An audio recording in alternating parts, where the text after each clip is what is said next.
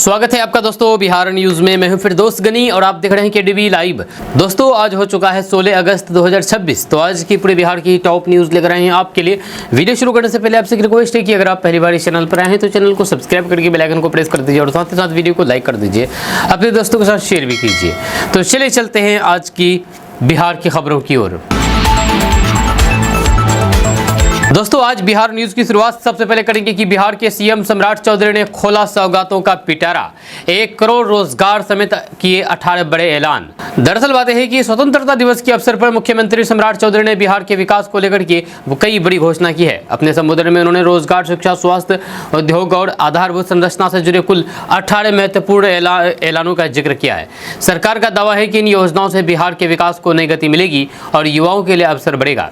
मुख्यमंत्री सम्राट चौधरी ने कहा कि अगले 4 साल में यानी कि 2030 तक 1 करोड़ रोजगार दिया जाएगा, रोजगार और नौकरी दिया जाएगा। मुख्यमंत्री सम्राट चौधरी ने रोजगार सृजन को प्राथमिकता देते हुए आने वाले वर्षों में 1 करोड़ रोजगार और नौकरी के अवसर उपलब्ध कराने का लक्ष्य दोहराया है।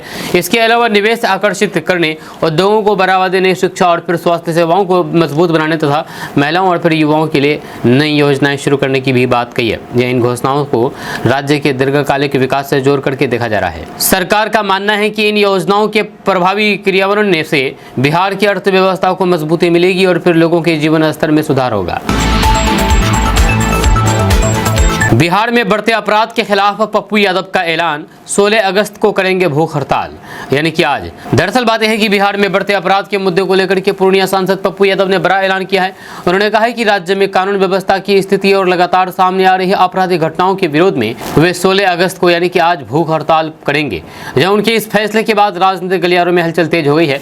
पप्पू यादव का कहना है कि बिहार में आम लोगों के बीच सुरक्षा को लेकर की चिंता बढ़ रही है और सरकार को इस मुद्दे पर गंभीरता से कदम उठाने की जरूरत है। उन्होंने दावा किया है कि अपराध की घटनाओं को लेकर के जनता में नाराजगी है और उनकी भूख हड़ताल इसी जन भावनाओं को सामने लाने का प्रयास है। इस घोषणा के बाद उनके समर्थकों में भी आंदोलन को लेकर के तैयारियां शुरू कर दी गई है। वहीं पर राजनीतिक विश्लेषकों का मानना है कि पप्पू यादव का ये कदम राज्य की राजनीति में नई बहस को जन्म दे सकता है। सत्ता पक्ष और फिर विपक्ष दोनों की नजर इस आंदोलन पर बनी हुई है। अब सभी की निगाहें 16 अगस्त पर टिकी हुई, यानी कि आज, जब पप्पू यादव अपनी प्रस्तावित भूख हड़ताल शुरू करेंगे।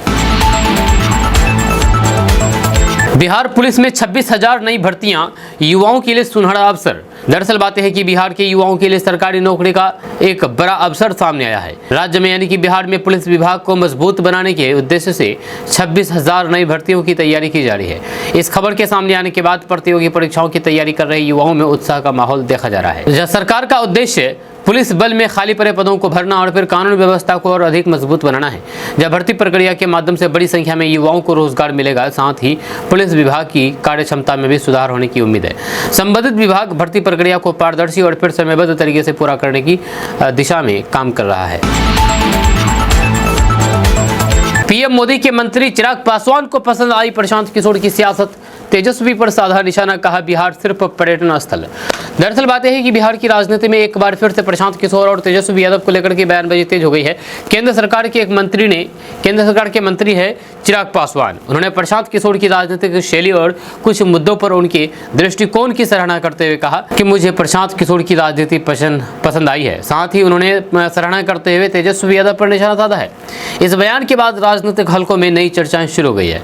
जब मंत्री चिराग पासवान ने कहा है कि बिहार के विकास और फिर भविष्य को लेकर के गंभीर चर्चा की जरूरत है। उन्होंने आरोप लगाया है कि कुछ राजनीतिक दल केवल बयानबाजी तक सीमित है, जबकि राज्य को निवेश, रोजगार और फिर बुनियादी ढांचे के क्षेत्र में आगे बढ़ाने के लिए ठोस प्रयासों की आवश्यकता है। उनके बयान को राजनीतिक दृष्टि से महत्वपूर्ण माना जा रहा है। जब वहीं पर इस टिप्पणी के बाद विभिन्न दलों के नेताओं की प्रतिक्रिया सामने आने लगी है। राजनीतिक विश्लेषकों का मानना है कि आगामी चुनावी माहौल को देखते हुए ऐसे बयान और फिर अधिक देखने को मिल सकते हैं। फिलहाल इस मुद्दे ने बिहार की राजनीति में नई बहस को जन्म दे दिया है। तिरंगे के रंग में रंगा बिहार, बेटियों के हाथों में लहराया तिरंगा, हर घर तिरंगा बना जन जन का जज्बा। दरअसल बात है कि स्वतंत्रता दिवस के अवसर पर पूरा बिहार देशभक्ति के रंग में सराबोर नजर आया। यह राज्य के शहरों से लेकर के गांव तक तिरंगा शान से लहराता दिखाई दिया। जहां स्कूलों, कॉलेजों, सरकारी कार्यालयों और फिर सार्वजनिक स्थलों पर आयोजित कार्यक्रमों में बड़ी संख्या में लोगों ने भाग लिया और स्वतंत्रता सेनानियों के योगदान को याद किया है। इस अवसर पर बेटियों की भागीदारी विशेष आकर्षण का केंद्र रही है, जब कई जिलों में छात्रों और फिर महिलाओं ने तिरंगा यात्रा निकाल करके देशभक्ति का ये संदेश दिया है। जहां हाथों में तिरंगा लेकर के उन्होंने राष्ट्रीय एकता, सम्मान और फिर गौरव का प्रदर्शन किया है। जब बच्चों और फिर युवाओं में भी स्वतंत्रता दिवस को लेकर के विशेष उत्साह देखने को मिला। हर घर तिरंगा अभियान ने लोगों के बीच देशभक्ति की भावनाओं को और मजबूत किया है। घरों, दुकानों और फिर संस्थानों पर तिरंगा फहरा करके लोगों ने राष्ट्र के प्रति अपने सम्मान को व्यक्त किया है। पूरे राज्य में उत्सव और गर्व का माहौल देखने को मिला है, जिसने स्वतंत्रता दिवस के महत्व को और भी विशेष बना दिया है। प्रशांत किशोर फिर करेंगे बिहार की यात्रा, एमएलसी चुनाव लड़ेंगे जनसुराज, पहले भी दिखा चुकी है दम। दरअसल बात यही है, जनसुराज के संस्थापक प्रशांत किशोर एक बार फिर से बिहार यात्रा की तैयारी में है, जब पार्टी ने संकेत दिया है कि वे आगामी एमएलसी चुनाव में भी सक्रिय रूप से हिस्सा लेंगी। इस घोषणा के बाद राज्य की राजनीति में नई चर्चा शुरू हो गई है और फिर विभिन्न राजनीतिक दलों की नजर जनसुराज की रणनीति पर टिकी हुई है। जहाँ जनसुराज पहले भी कई मौके पर अपने संगठनात्मक ताकत का प्रदर्शन कर चुकी है। पार्टी का दावा है कि बिहार के विभिन्न जिलों में उसे लगातार जन समर्थन मिल रहा है और यही आधार आगामी चुनाव में उसकी सबसे बड़ी ताकत बनेगा। जब प्रशांत किशोर की यात्रा को संगठन विस्तार और जनसंपर्क अभियान के रूप में भी देखा जा रहा है। राजनीतिक विश्लेषकों का मानना है कि एमएलसी चुनाव में जनसुराज की भागीदारी बिहार की राजनीति में नए समीकरण पैदा कर सकती है। वहीं पर पार्टी समर्थकों का कहना है कि ये अभियान जनता के मुद्दों को और मजबूती से उठाने का अवसर में होगा। जहां आने वाले दिनों में प्रशांत किशोर की यात्रा और फिर चुनावी रणनीति पर सभी की नजर बनी हुई है।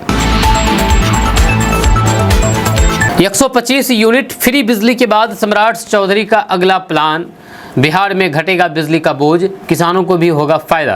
दरअसल बात है कि बिहार में बिजली उपभोक्ताओं और फिर किसानों को राहत देने की दिशा में सरकार नई योजनाओं पर काम कर रही है। 125 यूनिट तक मुफ्त बिजली की घोषणा के बाद अब ऊर्जा क्षेत्र में एक और बड़े कदम उठाने की चर्चा तेज हो गई है। यह सरकार का उद्देश्य आम उपभोक्ताओं पर बिजली का आर्थिक बोझ कम करना और किसानों को बेहतर सुविधाएं उपलब्ध कराना बताया जा रहा है। वहीं पर जानकारी के अनुसार नई योजना के तहत बिजली व्यवस्था को अधिक सुदृढ़ बनाने, उत्पादन और फिर वितरण क्षमता बढ़ाने और कृषि क्षेत्र को अतिरिक्त लाभ पहुंचाने पर जोर दिया जा सकता है। सरकार का मानना है कि इससे ग्रामीण क्षेत्र में बिजली आपूर्ति की स्थिति बेहतर होगी और किसानों को सिंचाई समेत अन्य कार्यों में सुविधा मिलेगी। साथ ही उपभोक्ताओं को भी राहत मिलने की उम्मीद जताई जा रही है। राज्य में बिजली से जुड़ी योजनाओं को लेकर के लोगों की दिलचस्पी बढ़ी हुई है। यदि प्रस्तावित योजना लागू होती है तो फिर इसका प्रभाव लाखों उपभोक्ताओं और फिर किसानों पर पड़ सकता है। आने वाले दिनों में सरकार की ओर से इस संबंध में और अधिक जानकारी सामने आने की संभावना है। पैसे नौकरी नहीं, बेटे को शहीद का दर्जा और फिर न्याय चाहिए, दिवंगत भरत तिवारी की मां ने सरकार से की मांग। दरअसल बात है कि भरत तिवारी मामले में उनकी मां का भावुक बयान सामने आया है। उन्होंने कहा है कि उनके परिवार को पैसे या फिर सरकारी नौकरी नहीं चाहिए, इसकी जरूरत नहीं है, बल्कि वे अपने बेटे को शहीद का दर्जा और फिर मामले में न्याय चाहती है। इस मांग के बाद ये मामला एक बार फिर से चर्चा के केंद्र में आ गया है और विभिन्न वर्गों के लोग अपनी प्रतिक्रिया दे रहे हैं। दिवंगत भरत तिवारी की मां का कहना है कि आर्थिक सहायता से उनकी पीड़ा कम नहीं हो सकती है। उन्होंने सरकार से अपील की है कि मामले की निष्पक्ष जांच करके दोषियों के खिलाफ कड़ी कार्रवाई सुनिश्चित की जाए। जब परिवार का मानना है कि न्याय मिलना ही उनके बेटे के प्रति सच्ची श्रद्धांजलि होगी और इससे समाज में भी सकारात्मक संदेश जाएगा। इस बीच राजनीतिक और फिर सामाजिक संगठनों की ओर से भी मामले पर प्रतिक्रिया सामने आ रही है, जब कई लोग परिवार की मांग का समर्थन कर रहे हैं, जबकि प्रशासनिक स्तर पर भी मामले की निगरानी की जा रही है। अब सभी की नज़र इस बात पर है कि सरकार इस मांग पर क्या रुख अपनाती है। बिहार का मौसम, उत्तर बिहार में झमाझम बारिश, पटना में बूंदाबूंदी, 12 जिलों में आंधी बिजली का अलर्ट। दरअसल बात है कि बिहार में मौसम एक बार फिर से बदलने जा रहा है। मौसम विभाग के अनुसार 16 अगस्त को यानी कि आज उत्तर बिहार के कई जिलों में अच्छी बारिश होने की संभावना है, जबकि राजधानी पटना और फिर आसपास के क्षेत्र में हल्की बारिश या फिर बूंदाबूंदी देखने को मिल सकती है। बारिश के कारण लोगों को उमस और फिर गर्मी से राहत मिलने की उम्मीद है। जहाँ मौसम विभाग ने बिहार के 12 जिलों के लिए आंधी और फिर वज्रपात का अलर्ट जारी कर दिया है। जब विभाग ने लोगों से खराब मौसम के दौरान सतर्क रहने और फिर अनावश्यक रूप से खुले स्थानों पर जाने से बचने की अपील की है। किसानों और फिर यात्रियों को भी मौसम की ताज़ा जानकारी पर नजर रखने की सलाह दी गई है। बारिश का ये दौर कृषि कार्यों के लिए लाभदायक माना जा रहा है। हालांकि तेज हवा और फिर वज्रपात की आशंका को देखते हुए प्रशासन ने भी आवश्यक तैयारियां शुरू कर दी है। मौसम विभाग का कहना है कि अगले कुछ दिनों तक बिहार के कई हिस्सों में मौसम का यही मिजाज बना रह सकता है। बांकीपुर में प्रशांत किशोर की जीत ने हिलाया सियासी गणित, बीजेपी आरजेडी के सामने खड़ा हुआ बड़ा सवाल। दरअसल बात है कि बांकीपुर में प्रशांत किशोर की जीत ने बिहार की राजनीति में नई बहस को जन्म दे दिया है। इस परिणाम को केवल एक सीट की जीत नहीं बल्कि राज्य के राजनीतिक समीकरणों में संभावित बदलाव के संकेत के रूप में देखा जा रहा है। जनसुराज की इस सफलता के बाद प्रमुख दलों भाजपा और राजद के सामने भी कई नए सवाल खड़े हो गए हैं। राजनीतिक जानकारों का मानना है कि इस जीत ने यह संकेत दिया है कि बिहार की जनता पारंपरिक राजनीति से अलग विकल्पों पर विचार कर रही है। प्रशांत किशोर लंबे समय से जनसुराज अभियान के माध्यम से शिक्षा, रोजगार और फिर सुशासन जैसे मुद्दों को उठा रहे थे। ऐसे में उनकी जीत को जनता के एक वर्ग के समर्थन के रूप में भी देखा जा रहा है। वहीं पर इस परिणाम के बाद भाजपा और फिर राजद दोनों दल अपनी आगामी रणनीतियों पर मंथन कर सकते हैं। राजनीतिक विश्लेषकों का कहना है कि आने वाले चुनाव में जनसुराज की भूमिका और फिर प्रभाव पर विशेष नजर रहेगी। फिलहाल बांकीपुर का यह परिणाम बिहार की राजनीति में चर्चा का सबसे बड़ा विषय बना हुआ है। बिहार में आज से 3 बड़े बदलाव। शिक्षा और स्वास्थ्य व्यवस्था में होगा सुधार। दरअसल बात यह है कि बिहार में आज से शिक्षा और फिर स्वास्थ्य क्षेत्र से जुड़े कई महत्वपूर्ण बदलाव लागू किए गए हैं। यह सरकार का दावा है कि इन नई व्यवस्थाओं से आम लोगों को बेहतर सुविधा मिलेगी और सरकारी सेवाओं की गुणवत्ता में सुधार होगा। यह स्वतंत्रता दिवस के अवसर पर घोषित इन बदलावों को बिहार के विकास की दिशा में अहम कदम माना जा रहा है। शिक्षा के क्षेत्र में छात्रों को बेहतर संसाधन उपलब्ध कराने, स्कूलों की व्यवस्था को मजबूत करने और शिक्षण गुणवत्ता बढ़ाने पर जोर दिया गया है। जब वहीं पर स्वास्थ्य सेवाओं में डिजिटल तकनीक, आधुनिक सुविधाओं और फिर बेहतर प्रबंधन के माध्यम से मरीजों को अधिक सुविधा देने की योजना बनाई गई है। बिहार में बाघ के हमले से फिर दहला वाल्मीकि नगर। किसान की जान जाने के बाद ग्रामीणों का हंगामा। दरअसल बात है कि बिहार के वाल्मीकि नगर क्षेत्र में एक बार फिर से बाघ के हमले की घटना से इलाके में दहशत फैल गई है। बताया जा रहा है कि खेत में काम कर रहे एक किसान पर बाघ ने हमला कर दिया, जिसके बाद पूरे क्षेत्र में भय का माहौल बन गया है। घटना की जानकारी मिलते ही बड़ी संख्या में ग्रामीण मौके पर जुट गए और वन विभाग के खिलाफ नारेबाजी जताने लगे।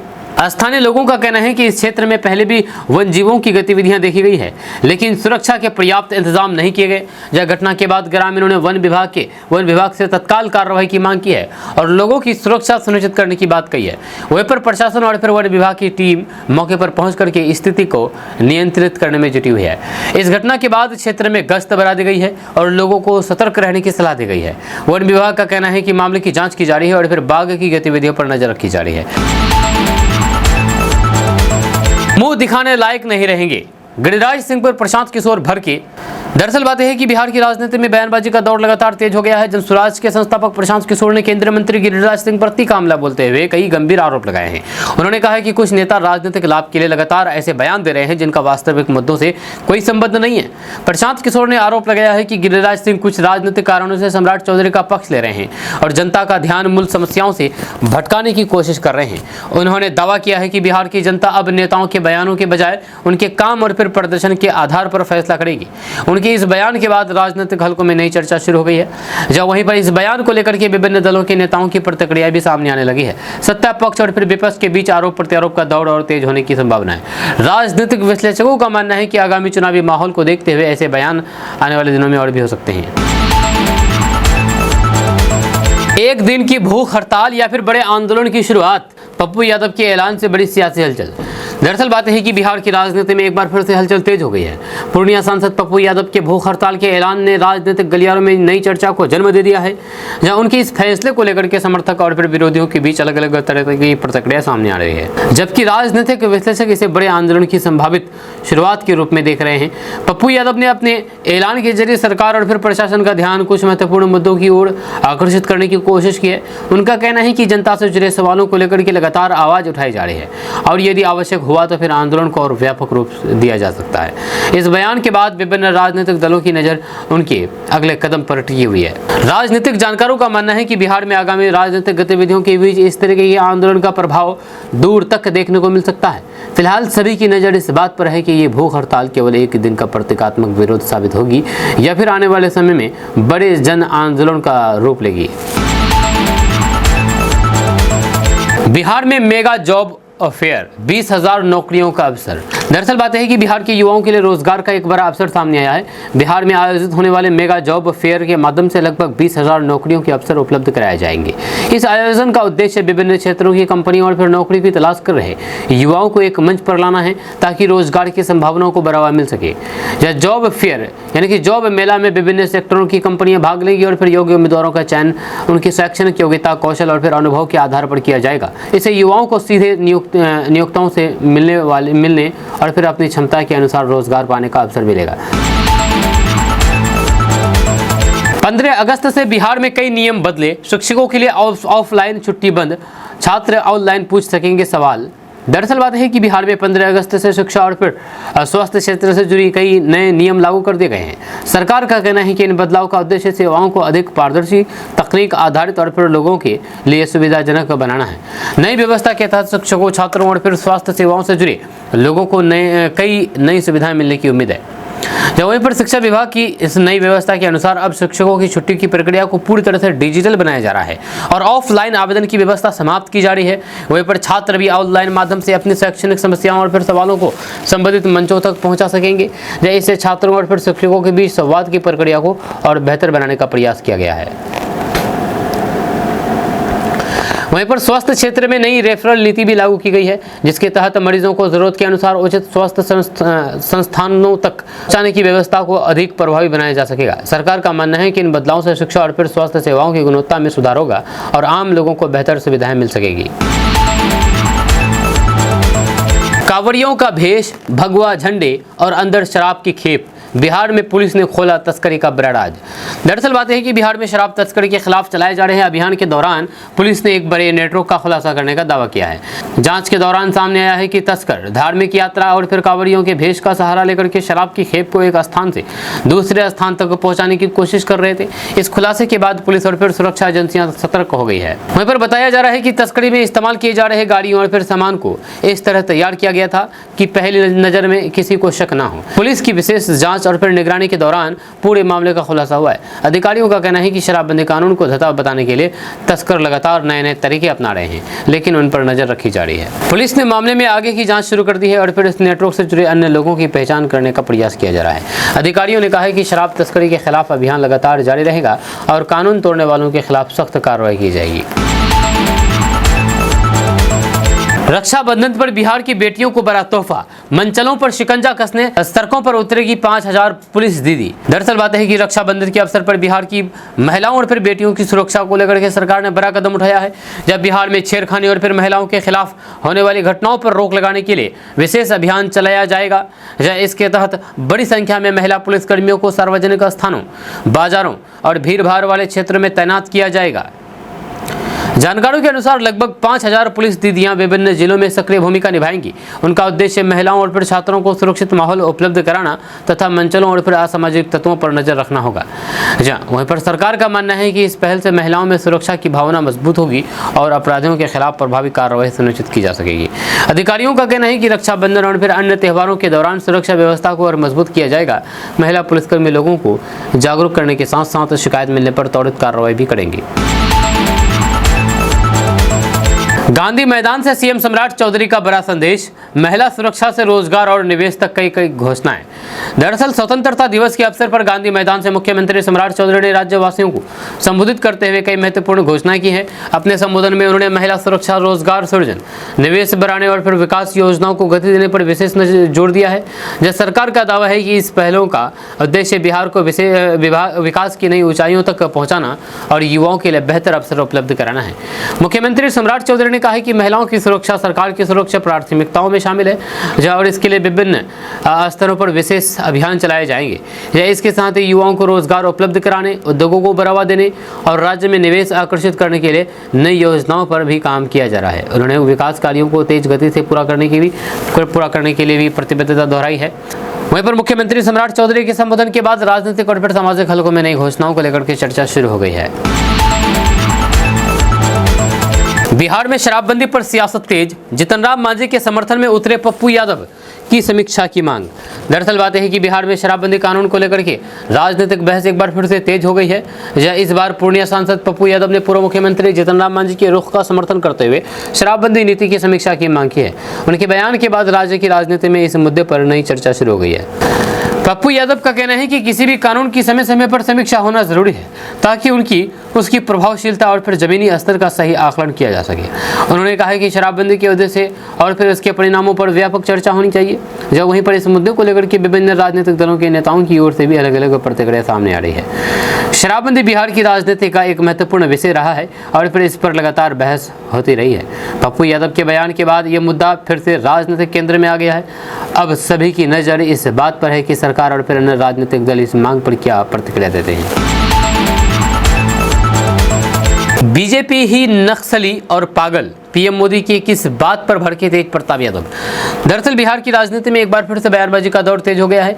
जहां लालू प्रसाद यादव के बड़े बेटे तेज प्रताप यादव ने प्रधानमंत्री मोदी के एक बयान को लेकर के तीखी प्रतिक्रिया दी है। उनके बयान के बाद राजनीतिक गलियारों में नई बहस शुरू हो गई है और विभिन्न दलों के नेताओं की ओर से प्रतिक्रिया सामने आने लगी है। तेज प्रताप यादव ने भाजपा पर निशाना साधते हुए कहा कि विपक्ष पर आरोप लगाने के बजाय पार्टी को अपने भीतर झांकने की जरूरत है।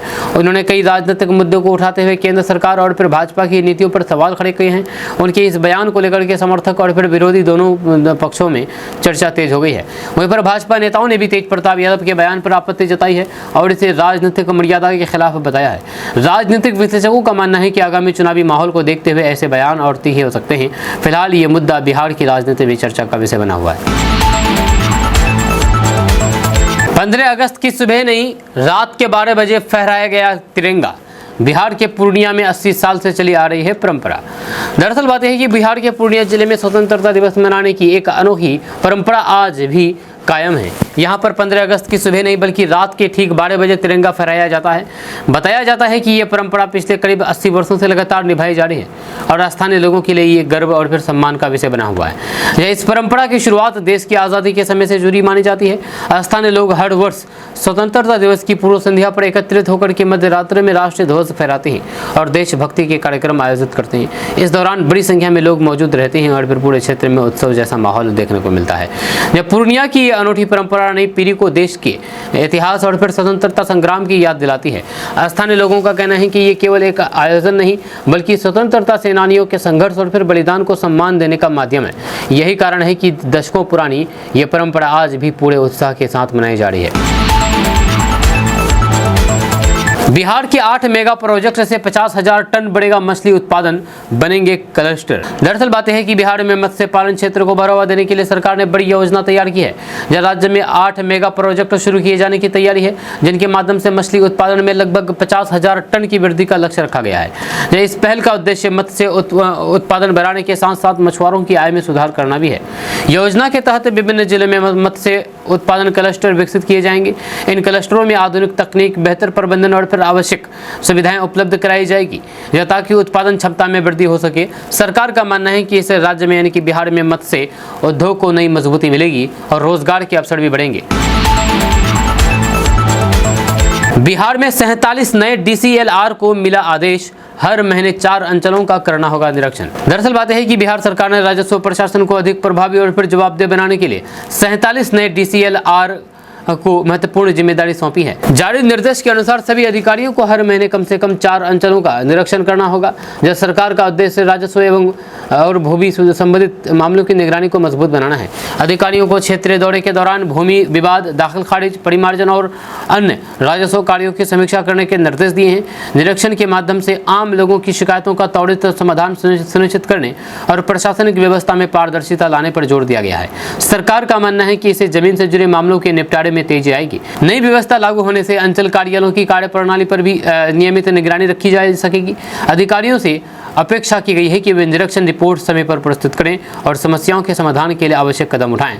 इस पहल को प्रशासनिक सुधार और फिर बेहतर जनसेवा की दिशा में महत्वपूर्ण कदम माना जा रहा है। भरत तिवारी एनकाउंटर पर डीजीपी का बड़ा बयान, गोली चलाने का अधिकार है, अब उठे ये सवाल। दरअसल बात है कि भरत तिवारी एनकाउंटर मामले को लेकर के बिहार में चर्चा लगातार जारी है। इस बीच डीजीपी के एक बयान ने मामले को लेकर के नई बहस को जन्म दे दिया है। डीजीपी ने कहा है कि एक विशेष परिस्थिति में सुरक्षा बलों और फिर पुलिसकर्मियों को कानून के तहत कार्रवाई करने का अधिकार प्राप्त होता है। उनके इस बयान के बाद मामले पर विभिन्न प्रतिक्रिया सामने आ रही है। डीजीपी के बयान के बाद एनकाउंटर की परिस्थितियों और फिर प्रक्रिया को लेकर के कई सवाल उठाए जा रहे हैं। जब विभिन्न सामाजिक और राजनीतिक संगठनों ने मामले की निष्पक्ष जांच की मांग दोहराई है, वहीं पर प्रशासन का कहना है कि पूरे मामले की जांच निर्धारित प्रक्रिया के अनुसार की जा रही है और सभी तथ्यों को ध्यान में रखा जाएगा। दोस्तों किशनगंज के एक स्कूल में झंडा फहराने के दौरान बड़ा हादसा हो गया है। 11,000 केवी की चपेट में आने से 4 लोग बुरी तरह से घायल हो गए हैं। किशनगंज जिले के कोचाधामन से स्वतंत्रता दिवस के मौके पर एक बेहद दर्दनाक और गंभीर खबर सामने आई है। यहाँ पर उच्चतर माध्यमिक विद्यालय कन्हैयाबाड़ी में झंडा फहराने की तैयारी के दौरान ऐसा हादसा हुआ जिसने पूरे इलाके को हिला दिया है। बताया जा रहा है कि स्कूल परिसर में झंडा फहराने के लिए लगाए गए पाइप का संपर्क ऊपर से गुजर रहे 11,000 वोल्ट के बिजली तार से हो गया। इसके बाद करंट की चपेट में आने से लोग बुरी तरह से घायल हो गए। इनमें 3 लोगों की हालात गंभीर बताई जा रही है। सबसे चिंता की बात यह है कि स्थानीय लोगों और फिर पूर्व विधायक मास्टर मुजाहिद आलम के अनुसार इस स्कूल में इससे पहले भी इसी तरीके के हादसे में 2 लोगों की जान जा चुकी है। सवाल ये उठ रहा है कि अगर स्कूल परिसर के अंदर से गुजर रहा बिजली का तार इतना नीचे था और ये खुला हुआ था तो फिर अब तक इसे सुरक्षित क्यों नहीं किया गया? आखिर बच्चों की पढ़ाई वाले परिसर में ऐसी लापरवाही कब तक जान पर भारी पड़ती रहेगी? हादसे के बाद अब स्कूल परिसर की सुरक्षा व्यवस्था और बिजली विभाग की जिम्मेदारी को लेकर भी सवाल उठने लगे हैं। हम आपको इस पूरी खबर के बारे में बताएंगे विस्तार से डिटेल्स। उससे पहले आप हमारे इस पेज को फॉलो कर लीजिए इसी तरह खबरें देखने के लिए, अगर आप फॉलो नहीं किए हैं तो। दरअसल घटना किशनगंज जिले के कोचाधामन थाना क्षेत्र के उच्चतर माध्यमिक विद्यालय कन्हैयाबाड़ी की है। जानकारी के अनुसार स्वतंत्रता दिवस के अवसर पर स्कूल में झंडोत्तोलन की तैयारी चल रही थी। इसी दौरान झंडा फहराने के लिए लगाया गया पाइप ऊपर से गुजर रहे 11,000 वोल्ट की तार के संपर्क में आ गया। बताया जा रहा है कि पाइप के बिजली तार से टकराते ही करंट फैल गया और वहां पर मौजूद 4 लोग इसकी चपेट में आ गए। हादसे में 4 लोग बुरी तरह से घायल हो गए हैं। जब घायलों में सुभाष जो स्कूल में शिक्षक बताए जा रहे हैं, वहीं पर फैजान, फकी और अबू सईद शामिल है। घटना के बाद स्कूल परिसर में अफरा तफरी मच गई। आसपास मौजूद लोगों ने तत्काल घायलों को वहां से निकालने का प्रयास किया और उन्हें इलाज के लिए सदर अस्पताल किशनगंज लाया गया। बताया जा रहा है कि 4 घायलों में 3 की स्थिति बेहद गंभीर है। इस हादसे में घायल फकी के परिवार से जुड़ी एक और बेहद दुखद जानकारी सामने आई है। बताया जा रहा है कि फकी के पिता की भी पहले भी मौत हो चुकी है। ऐसे में परिवार के लिए यह हादसा बेहद मुश्किल और फिर चिंता बढ़ाने वाला बन गया है।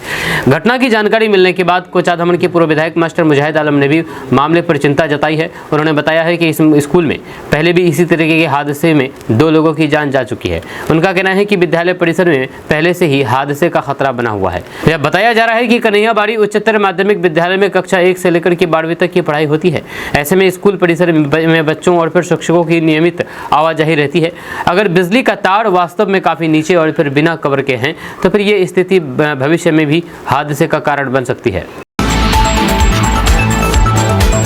दोस्तों ठाकुरगंज में 100 फीट लंबे तिरंगे के साथ भव्य मार्च निकाला गया है जिसमें 500 से ज्यादा विद्यार्थियों ने हिस्सा लिया। ठाकुरगंज में स्वतंत्रता दिवस के मौके पर देशभक्ति का ऐसा नजारा देखने को मिला जिसने शहर के लोगों का ध्यान अपनी ओर खींच लिया। हाथों में तिरंगा और कदमों में देशभक्ति का जोश लिए 500 से अधिक छात्र छात्राएं जब सड़क पर उतरे तो पूरा ठाकुरगंज मानो तिरंगे के रंग में रंग गया। इस मार्च की सबसे खास बात थी कि करीब 100 फीट लंबा राष्ट्रीय ध्वज जिसे विद्यार्थियों ने मिलकर के अपने हाथों में थाम रखा था, मस्तान चौक से गांधी चौक तक निकले इस मार्च में बच्चों का उत्साह देखते ही बन रहा था। बाजार से गुजरते समय दुकानदारों और फिर स्थानीय लोगों ने भी बच्चों का उत्साह बढ़ाया। जब कहीं पर तिरंगा लहराया गया तो फिर कहीं पर भारत माता की जय के नारों से माहौल गूंजता नजर आया। वहीं पर कहीं पर जय हिंद का नारा लगा। लेकिन ये सिर्फ एक मार्च नहीं था बल्कि नई पीढ़ी को देश की एकता, अखंडता और फिर राष्ट्रीयता मूल्यों से जोड़ने की एक कोशिश थी। हम आपको इस पूरी खबर के बारे में बताएंगे विस्तार से डिटेल से। उससे पहले आप हमारे इस पेज को फॉलो कर लीजिए इसी तरह खबरें देखने के लिए। दरअसल ठाकुरगंज शहर में स्वतंत्रता दिवस के अवसर पर ताराचंद धानुका एकेडमी की ओर से हर घर तिरंगा अभियान के तहत भव्य तिरंगा मार्च का आयोजन किया गया। इस मार्च में कक्षा 3 से लेकर के कक्षा 12वीं तक के 500 से अधिक छात्र छात्राओं ने हिस्सा लिया। मार्च की शुरुआत ठाकुरगंज के मस्तान चौक से हुई। यहां से विद्यार्थी हाथों में राष्ट्रीय ध्वज लेकर के अनुशासन के साथ आगे बढ़े। मार्च ठाकुरगंज मार्केट से होते हुए गांधी मैदान तक पहुंचा जहां पर कार्यक्रम समापन किया गया। इस आयोजन का सबसे बड़ा आकर्षण करीब 100 फीट लंबा तिरंगा रहा, जहां सैकड़ों विद्यार्थियों ने इस विशाल राष्ट्रीय ध्वज को सामूहिक रूप से थाम रखा था। दोस्तों किशनगंज में मंत्री शैलेश कुमार के बयान पर बवाल मच गया है। कहा कि सरस्वती पूजा में चंदा वसूल करके शराब पीते हैं युवा, फिर डीजे पर नाचते हैं। जी हाँ, बिहार के ऊर्जा मंत्री सह किशनगंज जिले के प्रभारी मंत्री शैलेश कुमार के एक बयान ने किशनगंज में दिया हुआ बयान ने विवाद खड़ा कर दिया है।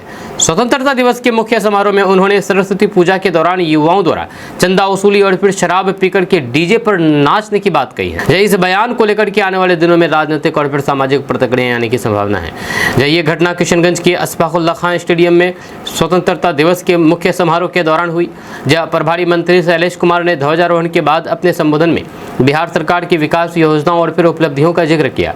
इसी क्रम में उन्होंने त्योहारों के संदर्भ में युवाओं के व्यवहार पर टिप्पणी की है। हम आपको इस पूरी खबर के बारे में बताएंगे विस्तार से, डिटेल से। उससे पहले आप हमारे इस पेज को फॉलो कर लीजिए इसी तरह खबरें देखने के लिए। दरअसल किशनगंज में स्वतंत्रता दिवस के मुख्य समारोह के दौरान बिहार सरकार के ऊर्जा मंत्री सह किशनगंज जिले के प्रभारी मंत्री शैलेश कुमार के एक बयान ने नई चर्चा छेड़ दी है। मंत्री ने अपने संबोधन के दौरान सरस्वती पूजा के समय युवाओं की ओर से चंदा वसूली, शराब पीने और डीजे पर नाचने जैसी गतिविधियों का जिक्र किया है। ये मामला किशनगंज के अशफाकुल्लाह खान स्टेडियम में आयोजित स्वतंत्रता दिवस के मुख्य समारोह का है।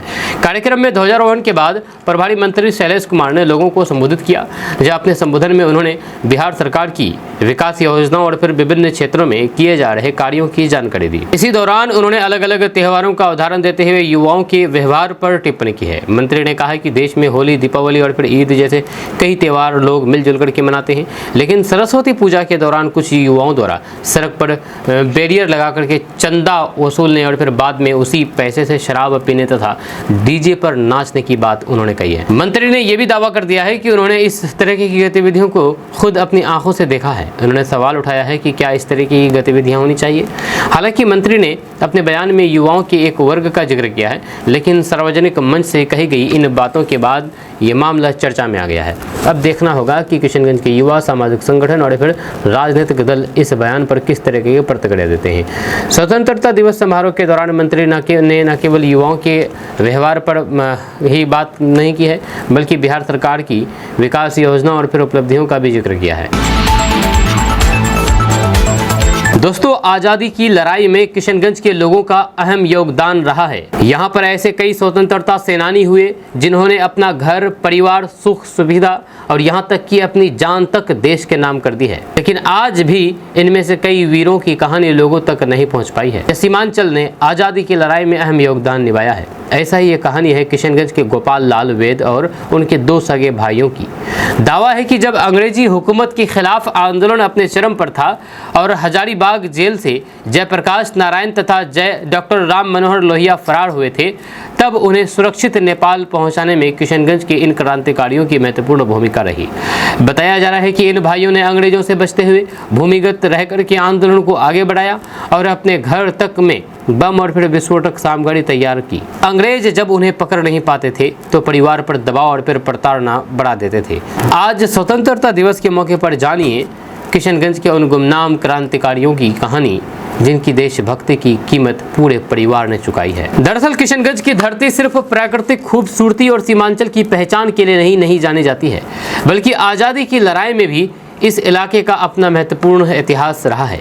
इसी इतिहास से जुड़ी एक ऐसी कहानी सामने आती है जिसे जान करके शायद आपको भी गर्व होगा। ये कहानी है किशनगंज के स्वतंत्रता सेनानी गोपाल लाल वैद और उनके दो सगे भाइयों की, जिन्होंने अंग्रेजी हुकूमत के खिलाफ संघर्ष में अपना पूरा जीवन लगा दिया। बताया जाता है कि स्वतंत्रता आंदोलन के दौरान जब अंग्रेजों के खिलाफ देश भर में आंदोलन चल रहा था, तो उस समय कई बड़े नेता भूमिगत होकर के अंग्रेजी शासन के खिलाफ काम कर रहे थे। दोस्तों, किशनगंज से ताल्लुक रखने वाले डॉक्टर दिलीप कुमार जायसवाल ने राहुल गांधी को कहा कि राहुल गांधी बेचैन आत्मा हो गए हैं। उन्होंने कहा कि वे अपनी मर्यादा और संस्कार भूल गए हैं। राहुल गांधी को लोकसभा की विशेष अधिकार समिति ने नोटिस दिया है। कांग्रेस सांसद राहुल गांधी को यह नोटिस नीट पेपर लीक मामले को लेकर के केंद्रीय गृह मंत्री अमित शाह पर की गई टिप्पणी को लेकर दिया गया है। अब राहुल गांधी को नोटिस दिए जाने पर बिहार सरकार के मंत्री डॉक्टर दिलीप कुमार जायसवाल का बयान सामने आया है। बिहार सरकार के राजस्व एवं भूमि सुधार विभाग के मंत्री डॉक्टर दिलीप कुमार जायसवाल ने राहुल गांधी को बेचैन आत्मा बताते हुए निशाना साधा है। उन्होंने कहा कि सत्ता नहीं मिलने की वजह से राहुल गांधी इतने बेचैन हैं कि अपनी मर्यादा और संस्कार भूल गए हैं। डॉक्टर दिलीप कुमार जायसवाल ने कहा है कि राहुल गांधी बेचैन आत्मा हो गए हैं इतने दिन से राजनीति करने के बाद सत्ता नहीं मिलने के कारण वो इतने बेचैन हो गए हैं कि वे अपनी भाषा की मर्यादा भूल गए हैं, संस्कार भी भूल गए हैं। मंत्री डॉक्टर दिलीप कुमार जायसवाल ने कहा है कि सत्ता के लिए इंसान इतना गिर जाए ये राहुल गांधी में दिखाई पड़ता है। इसीलिए राहुल गांधी के ऊपर कार्रवाई होनी चाहिए, क्योंकि किसी को भी गलत भाषा का उपयोग करने का अधिकार नहीं है। आपको बता दूं कि असंसदीय भाषा को लेकर के राहुल गांधी से 28 अगस्त तक जवाब देने को कहा गया है। इससे पहले डॉक्टर दिलीप कुमार जायसवाल ने 30,000 भूमिहीन परिवारों को जमीन दी है। डॉक्टर दिलीप कुमार जायसवाल ने कहा है कि राजस्व एवं भूमि सुधार विभाग ने आज़ादी के 80 वर्ष पूरे होने पर पूरे बिहार के अंदर 30,000 भूमिहीन परिवारों को जमीन देने का काम किया है। ये बहुत बड़ा ऐतिहासिक कदम है। सम्राट चौधरी के नेतृत्व में बिहार सरकार ने फैसला लिया है और फिर 1 महीने के अंदर ही ये फैसला लिया गया था कि हम 30,000 लोगों को सरकारी जमीन देंगे और आज हमने वो वादा पूरा किया है। दोस्तों, अब किशनगंज के गांव में भी इंटरनेट सेवा बहुत ही तेज होगी। बहुत सारे गांव ऐसे हैं किशनगंज में जहां पर इंटरनेट सही से नहीं चल रही है। अब इसी को लेकर के ये बड़ा फैसला लिया है। अब गांव में रहने वाले लोगों के लिए भी तेज इंटरनेट और बेहतर मोबाइल नेटवर्क की राह आसान होने वाली है। भारतीय नेट परियोजना के तीसरे चरण के तहत BSNL अब सिर्फ पंचायतों तक सीमित नहीं रहेगा, बल्कि नेटवर्क को सीधे गाँव तक पहुँचाने की तैयारी कर रहा है। आपको बता दूं कि किशनगंज जिला सहित कई जिले में 400 से ज़्यादा नए BTS लगाए जाएंगे, यानी कि आने वाले समय में इन इलाकों के सैकड़ों गांव में मोबाइल नेटवर्क और इंटरनेट की सुविधा पहले के मुकाबले मजबूत हो सकती है। अभी इन 3 जिलों में 206 BTS के जरिए सेवा दी जा रही है, लेकिन नए टावर लगने के बाद इनकी संख्या 600 से ज़्यादा हो जाएगी। फ़ोन कॉल करने वालों को ही नहीं, बल्कि ऑनलाइन पढ़ाई, डिजिटल पेमेंट, सरकारी सेवाओं, ऑनलाइन कारोबार और सोशल मीडिया का इस्तेमाल करने वाले ग्रामीण लोगों को भी मिल सकता है। इसके साथ ही BSNL ने स्वतंत्रता दिवस के मौके पर नए मोबाइल कनेक्शन और फाइबर इंटरनेट को लेकर के कुछ खास ऑफर भी पेश किया है। हम आपको इस पूरी खबर के बारे में बताएंगे विस्तार से डिटेल, तो उससे पहले आप हमारे इस पेज को फॉलो कर लीजिए इसी तरह खबरें देखने के लिए। दरअसल बात है कि गांव में मोबाइल नेटवर्क और इंटरनेट की समस्या को दूर करने की दिशा में BSNL ने ये बड़ा कदम उठाने की तैयारी की है। भारत नेट परियोजना के तीसरे चरण में अब नेटवर्क का विस्तार पंचायतों से आगे बढ़ करके सीधे गाँव तक किया जाएगा। इस योजना के तहत किशनगंज सहित कई जिलों में 400 से ज़्यादा नए BTS लगाए जाने हैं। BTS यानी कि base transceiver station mobile network को मजबूत करने में अहम भूमिका निभाते हैं। अभी इन 3 जिलों में 206 BTS के जरिए मोबाइल और वायरलेस इंटरनेट की सुविधा उपलब्ध कराई जा रही है, लेकिन अगले महीने से 400 से ज़्यादा नए BTS लगाने का काम शुरू होने की बात कही गई है। जब काम पूरा होने के बाद इन तीनों जिलों में BTS की संख्या 600 से अधिक हो जाएगी। इसका सीधा फायदा ग्रामीण इलाकों में रहने वाले लोगों को मिलने की उम्मीद है। आज के समय में इंटरनेट सिर्फ मनोरंजन का माध्यम नहीं है। बच्चों की ऑनलाइन पढ़ाई से लेकर के सरकारी योजनाओं के लिए आवेदन, बैंकिंग, डिजिटल पेमेंट, ऑनलाइन खरीदारी और फिर रोजगार तक नेटवर्क रोजमर्रा की जिंदगी का हिस्सा बन चुका है। खास करके गाँव में अगर नेटवर्क कमज़ोर रहता है तो फिर लोगों को ज़रूरी काम के लिए बाजार या फिर शहर का रुख करना पड़ता है। अगर आप किशनगंज के रहने वाले हैं और राशन कार्ड से आपका नाम हट गया है, तो आप दोबारा कैसे राशन कार्ड में नाम जोड़ सकते हैं, यही बात करने वाले हैं। दरअसल किशनगंज के ऐसे परिवार जिनका नाम किसी वजह से राशन कार्ड की लिस्ट से हट गया है, उनके लिए राहत की खबर है। जहाँ अगर परिवार सरकारी राशन योजना का पात्र है, लेकिन किसी कारण से उसका नाम राशन कार्ड की लिस्ट में नहीं है, तो अब दोबारा आवेदन करने का मौका मिल सकता है। यानी कि राशन कार्ड की लिस्ट से नाम हट जाने के बाद भी पात्र परिवारों के लिए सरकारी राशन का रास्ता बंद नहीं हुआ है। यह जरूरी कागजात के साथ दोबारा आवेदन किया जा सकता है और विभागीय जांच के बाद पात्र पाए जाने पर परिवार का नाम फिर से राशन कार्ड में जोड़ा जा सकता है। किशनगंज जैसे जिले में जहां पर बड़ी संख्या में परिवार की सरकारी राशन योजना पर निर्भर है, ये जानकारी काफ़ी महत्वपूर्ण है। कई बार दस्तावेजों में गड़बड़ी, सत्यापन की समस्या या फिर अन्य कारणों से किसी परिवार का नाम राशन कार्ड की लिस्ट से हट सकता है। ऐसे परिवार अब दोबारा आवेदन करने की प्रक्रिया पूरी कर सकते हैं। दरअसल बिहार की खाद्य एवं उपभोक्ता विभाग की ओर से पात्र परिवारों को दोबारा आवेदन करने का अवसर दिया गया है। इसके लिए आवेदक को जरूरी दस्तावेजों के साथ ऑनलाइन आवेदन करना होगा। आवेदन मिलने के बाद संबंधित विभाग की ओर से परिवार की पात्रता की जांच की जाएगी। अगर जांच में परिवार राशन योजना के लिए योग्य पाया जाता है तो उसका नाम दोबारा राशन कार्ड की लिस्ट में शामिल किया जा सकता है। किशनगंज के ग्रामीण क्षेत्र में रहने वाले लोग आवेदन के लिए अपने नज़दीकी साइबर कैफे या फिर वसुधा केंद्र की सहायता ले सकते हैं। इसके अलावा ग्राम पंचायत कार्यालय से भी आवेदन प्रक्रिया से जुड़ी जानकारी और फिर आवश्यक मदद ली जा सकती है। खास बात यह है कि लाभुकों के लिए ऑनलाइन आवेदन का एक और विकल्प भी उपलब्ध कराया गया है। लोग माय राशन ऐप के माध्यम से भी आवेदन कर सकते हैं। आप माय राशन ऐप के माध्यम से भी आवेदन कर सकते हैं। इससे उन लोगों को किशनगंज से सटे ग्वालपोखर में पाकिस्तानी जासूस नेटवर्क से जुड़े होने के आरोप में एक शख्स को पुलिस ने गिरफ्तार किया है। दरअसल उत्तर दिनाजपुर जिले के ग्वालपोखर थाना क्षेत्र के पांजीपारा और देवना इलाके में उस समय चर्चा तेज हो गई जब पाकिस्तान के लिए जासूसी करने वाले नेटवर्क से जुड़े होने के आरोप में एक व्यक्ति की गिरफ्तारी की खबर सामने आई। बताया जा रहा है कि पश्चिम बंगाल के कुछ बिहार जिले के सामड़ेगंज इलाके से एसटीएफ ने 3 लोगों को भी गिरफ्तार किया है। इन गिरफ्तारियों में एक व्यक्ति के किशनगंज से संबंध होने की बात भी सामने आ रही है। इन पर पाकिस्तानी जासूस होने का आरोप लगा है। इसी मामले में गिरफ्तार लोगों में एक व्यक्ति का संबंध ग्वालपोखर के देवना गांव से बताया जा रहा है, जहां पर वे अपनी ससुराल में रह रहा था। स्थानीय जानकारी के अनुसार संदिग्ध व्यक्ति की पहचान सफीकुल के रूप में बताई जा रही है। बताया जाता है कि उसकी शादी कई साल पहले देवना इलाके की रहने वाली सकीना से हुई थी। बताया यह भी जा रहा है कि सफीकुल कभी कभार पांजीपारा इलाके में भी नजर आता था। हालांकि वह वास्तव में क्या काम करता था और उसकी गतिविधियां क्या थी, इसकी स्पष्ट जानकारी आसपास के लोगों को भी नहीं थी। वहीं पर इस पूरे मामले में एक और महत्वपूर्ण बात सामने आई है। जानकारी के मुताबिक कुछ बिहार के शामशेरगंज इलाके से एसटीएफ की कार्रवाई में 3 संदिग्ध लोगों को गिरफ्तार किया है और इनमें से एक के किशनगंज का रहने वाला होने की बात कही जा रही है। अगर ये जानकारी जांच में सही साबित होती है तो फिर मामला किशनगंज और आसपास के सीमावर्ती इलाकों के लिए भी काफी महत्वपूर्ण माना जा सकता है।